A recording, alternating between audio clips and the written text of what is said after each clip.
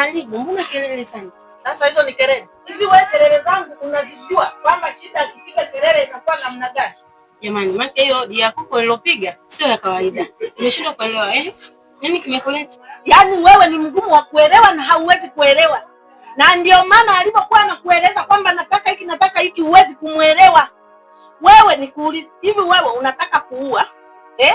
Unataka kumdhoofisha mtu anyong'onyee mpaka aenda kalazwa hospitali, sisi tuanze kuuguza wagonjwa. Hivi unajua mambo ya mapenzi yanapoumiza wewe? Yaani muda wote hapa unaongea. Mimi kajua basi hata unaongea vitu vya maana.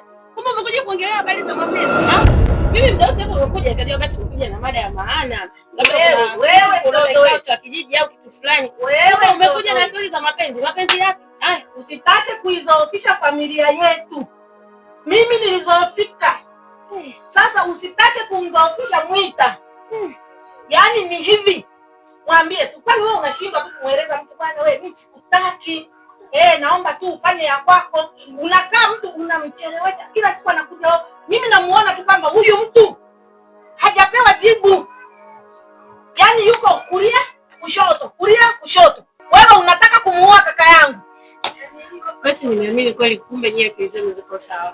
Zinafanana ni sale. Yaani wewe unatoka kule kwenu kuja kuzungumzia mapenzi ya kakako hapa. Ni lazima kumpenda kakako. Sasa kama sio lazima, kama iko wapi?